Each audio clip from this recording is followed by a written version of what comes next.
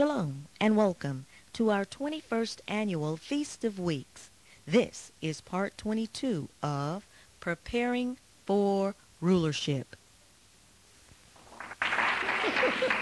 I'm talking about Yahweh tonight. The one that made the product, the manufacturer. And that wrote the manual. And wrote the laws which govern his creation. And if you have a problem, come to the troubleshooter. Come to the right, true repairman. I'm the only repairman. Don't you tell me how to fix you.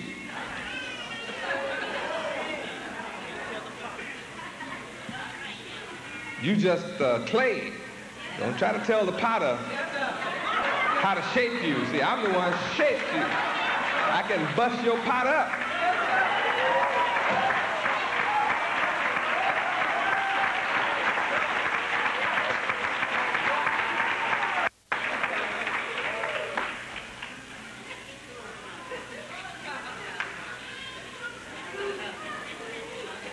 Something mysterious about this name. The man that can do all this, the man with this name is all important.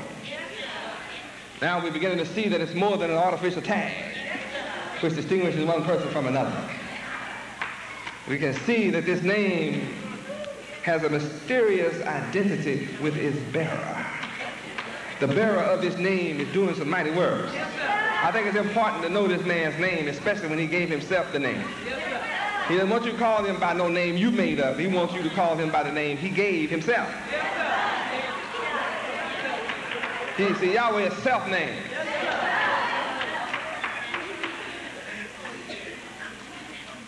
So he won't accept anything else, but you calling him by his name.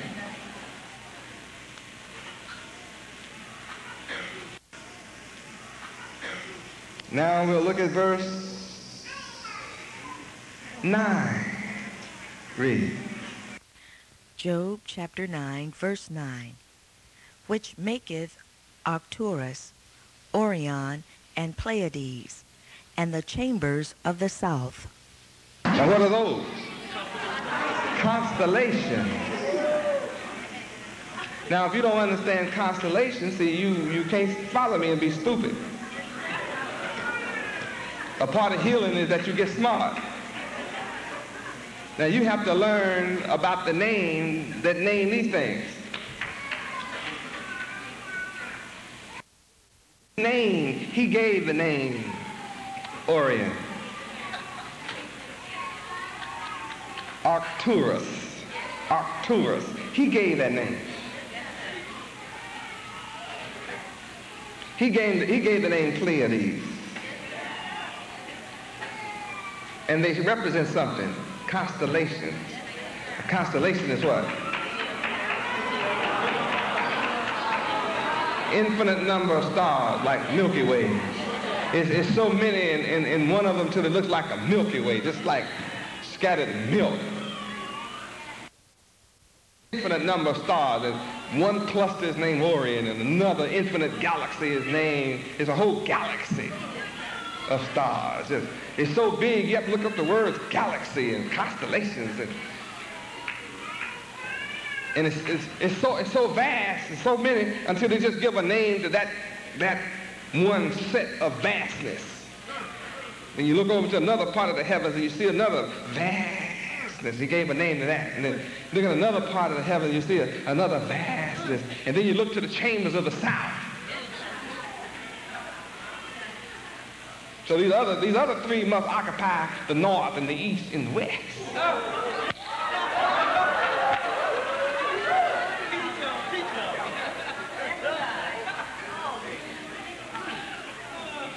The south is so infinite. He just called them chambers. Then you have to look up chambers. See, it's just rooms of stuff.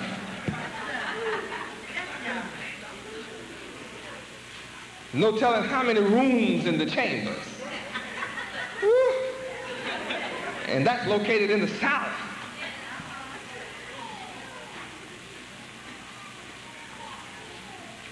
Even out there in the infinity of space, it's charted northeast, west, and south. Good gracious. Woo!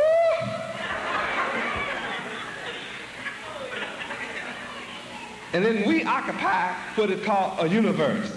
And we're on a planet within this universe. Then there are constellations outside of this one. And this man, Yahweh, spread all that out.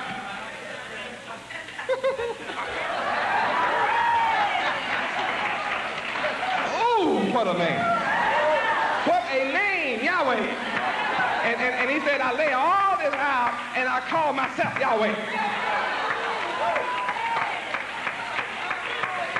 I want to be known by this tetragrammaton. So who did this? You ain't Wahhead. I did it. Yahweh did it. That's who did it. I spread it all out by myself. No, I didn't need any help. I did it. Well, why don't you tell us how you did it? That's what makes me God. I know what to tell, what not to tell. That's how I stay God.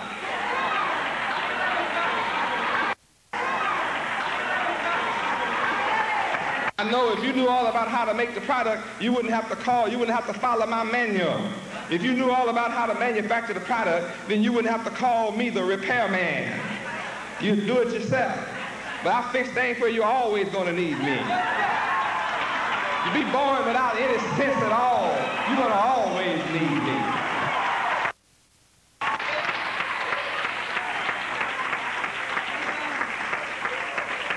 I have manufactured you in such a way that when you are born, you come blank.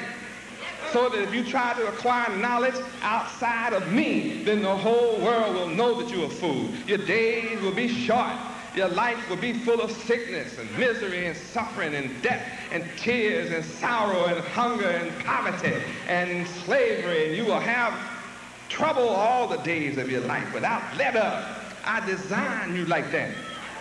But if you want to be able to get your full destiny of peace and happiness and heaven on earth and live eternally, you got to come to the Maker. I made you, so you got to come and worship my name, Yahweh.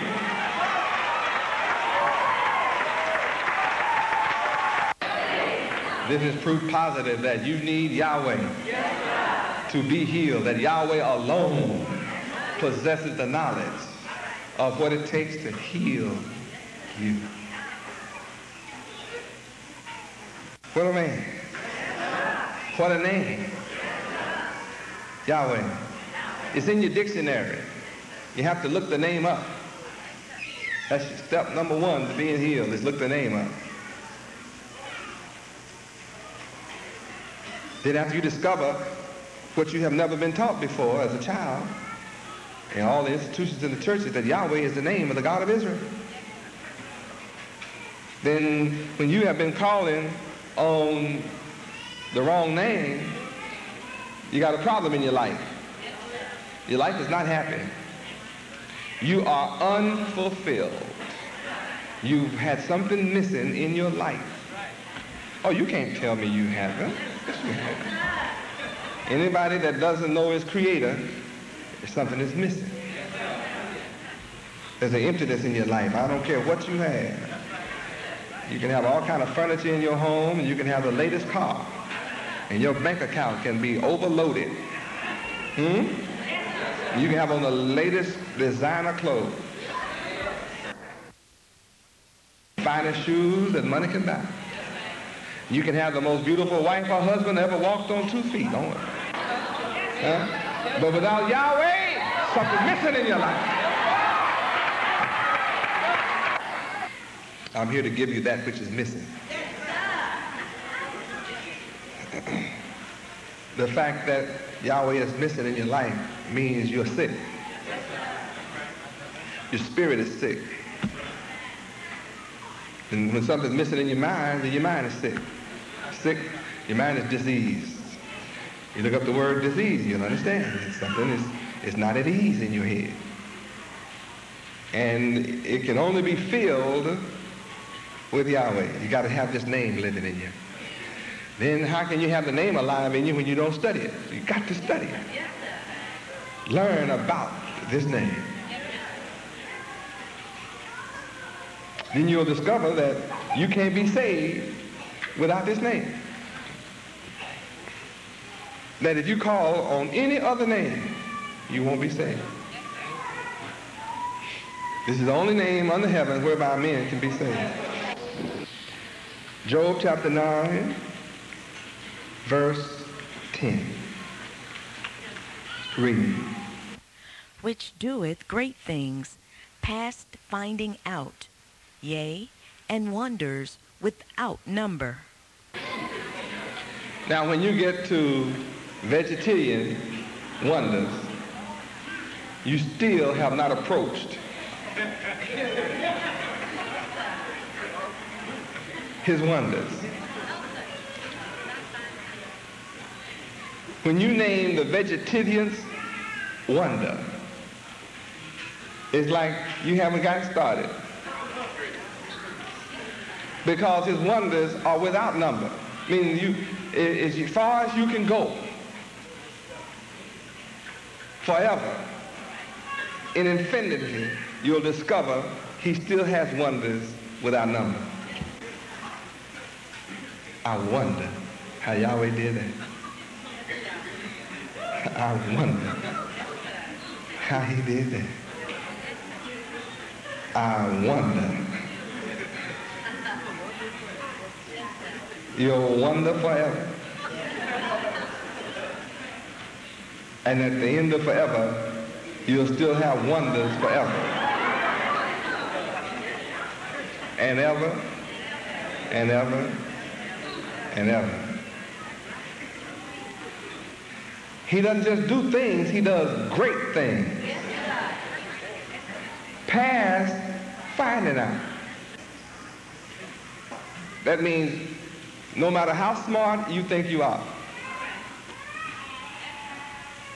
you'll never find out how Yahweh does these great things. How does Yahweh make the sun? That's a great thing. I'm afraid that's past your finding out. And you want to call yourself smart? Well, how did Yahweh create the sun? Why does not the sun burn up? Or you can try to name the process, but how? You heard what I said. How? Why does it not burn up? Well, it's going to go out one day. When? Past finding out.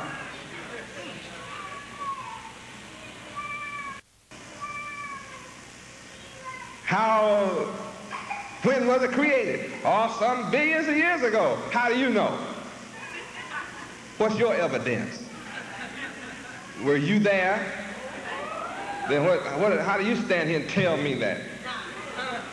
What's your authority? I declare to you, it's past finding out, so shut up. Talking about how many eons a year, just shut up.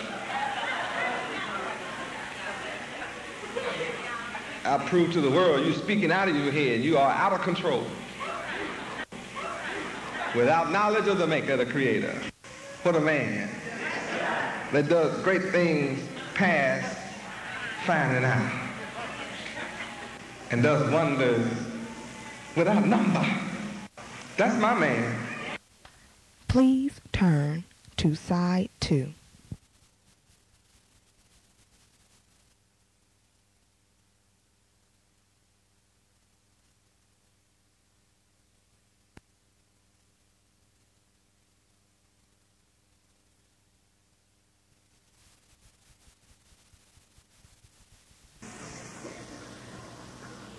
Now the man that tells me how to live, that's done all these things, I think I would count it wise for me to do that.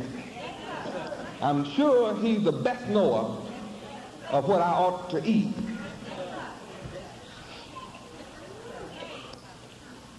how he created what I eat is a wonder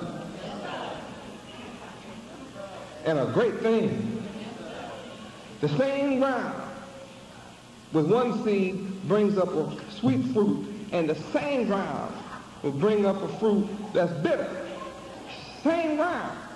That's a wonder. And that's a great thing, past finding out.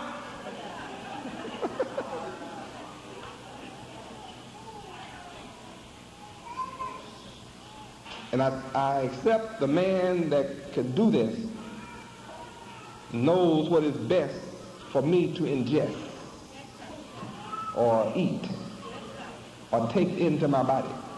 And when I have made some mistakes in following Yahweh and broke his law, then he is also the best one to tell me how to get back on track. Because if something is wrong with your body, something happened somewhere. Now, if you didn't cause it, maybe your mother did it. Maybe your mother did something wrong. And if your mother didn't do anything wrong, then maybe your grandmother did. And if she didn't, maybe your great-grandmother did. Because you're paying the price for somebody doing something wrong somewhere. And see, you may not be at fault at all, but some of those folk in front of you did some outlandish things in Yahweh, against Yahweh. And then the third and the fourth generation down the line pay the price.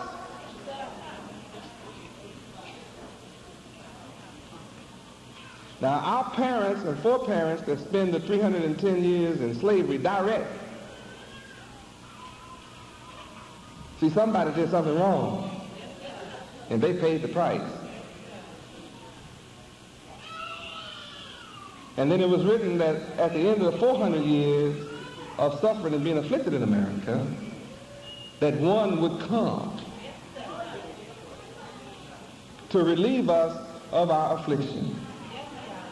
And I'm here bearing the name Yahweh, who talked to Abraham to do just what I promised. What a blessing. Now, when we can look out and see that one of us is afflicted, or one of us have a disease, or one of us have a sickness, or one of us have a problem with the product that Yahweh created at one time in perfection, when we see it imperfect, it's enough to put the fear of Yahweh in us. Or it should be. Yahweh let us see death to appreciate his power to give life. See, I don't know about you, but I'm just glad to be alive.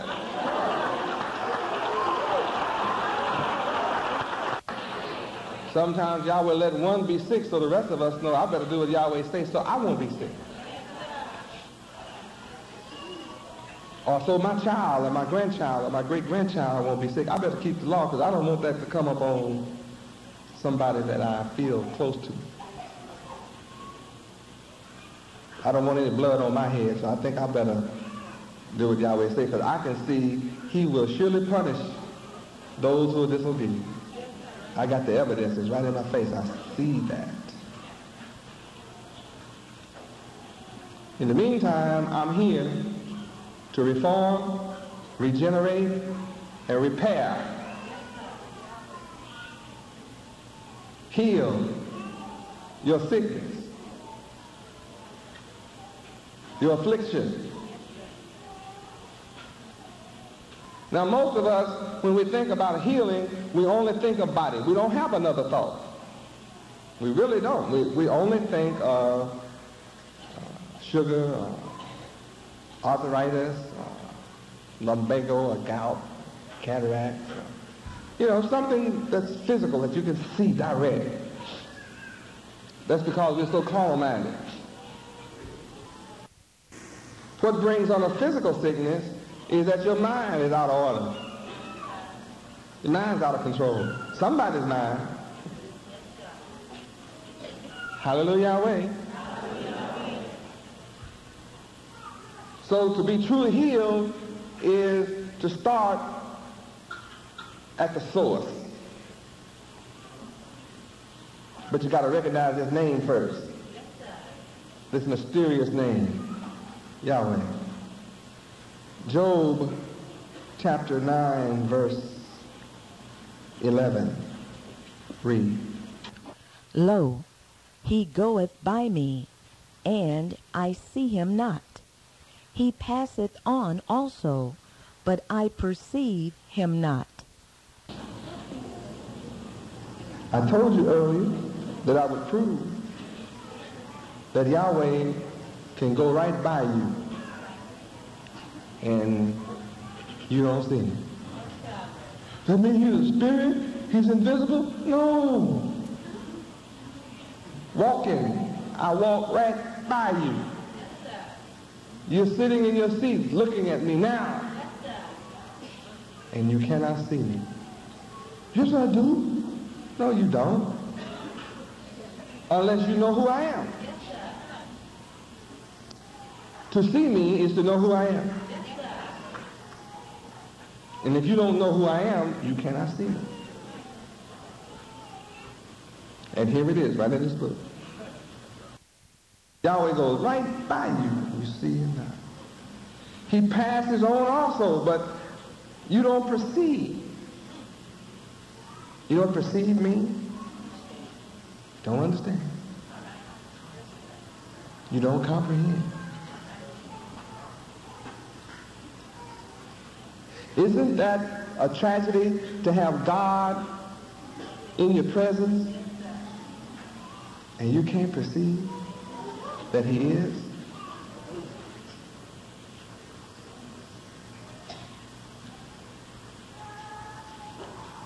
Is it not a tragedy to think that God can walk right by you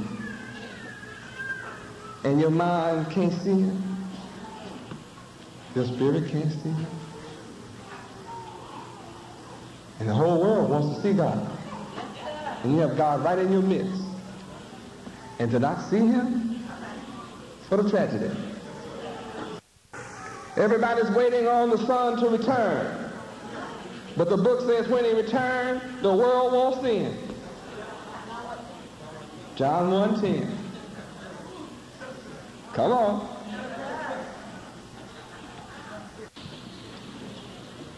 The maker of the world in the world.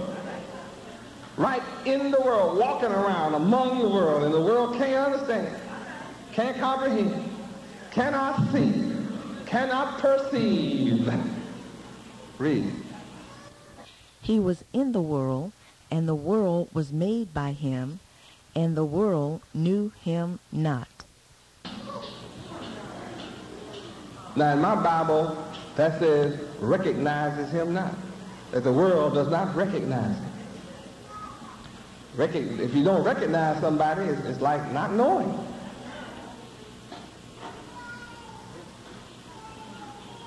It's like he's in a disguise. He's alive, but you don't recognize him. He's living, but you don't recognize him. He walks up and knocks on your door and stands right in front of you and talks to you, but you don't recognize him. See, he's still real. Because you don't recognize him doesn't make him unreal. He's not invisible in the sense that you've been taught ghosts and spooks, but he's standing right there in a physical sense, and you can't perceive this is God.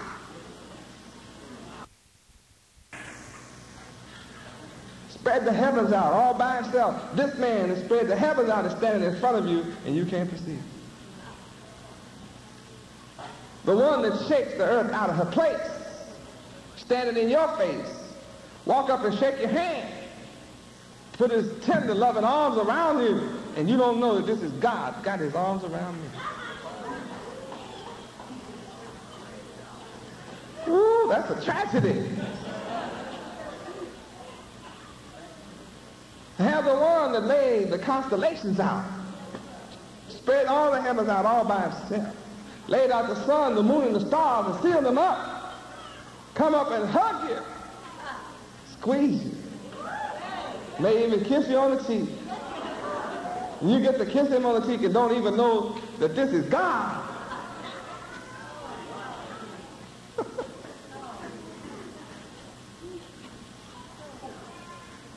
The maker of the world.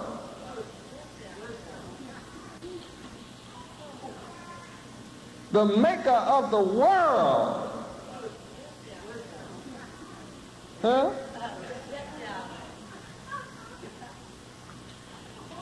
Reach out and touch you. The maker of the whole world just reach out and touch you. Lay his sweet hands on you. And you don't understand who this is. This book says he will be right in the world, right here.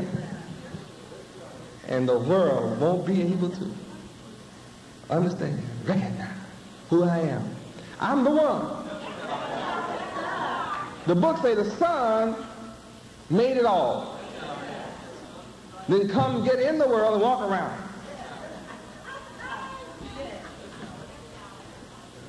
And yet you don't recognize. Some will. Some will recognize. I know who that is. That's God. That's Yahweh. I know it. You can't tell me that's not Yahweh. That's somebody special, and I know it. You can't tell me he's not special. Here's the one that made the world come to his own people that look just like him, and they receive him not.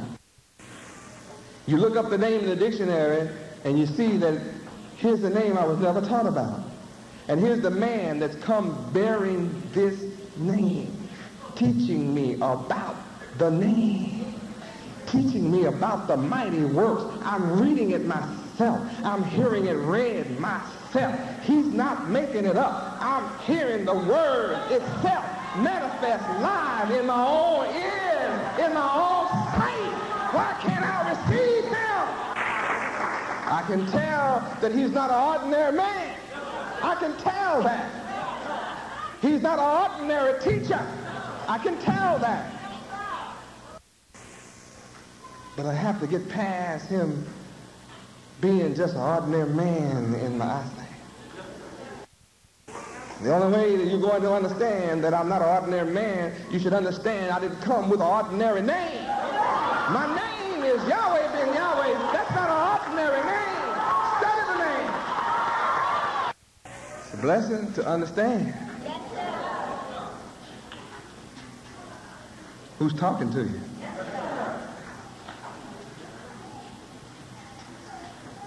I'm not running back and forth speaking of my own mind. I'm bringing you the living word because I'm alive. I am the word, showing you the word, letting you read the word, showing you that the word is alive. You can close your eyes, but you can still hear the word. You hear everybody reading from their books the same word. This word is penetrating your heart. This word is penetrating your mind. This word is penetrating your soul. This word is saying, why don't you receive me? This word is saying, why don't you receive me? The word is saying, why don't you receive me? Come unto me. Come and follow me. Look up me, and you'll understand. Come unto me, and I will give you rest.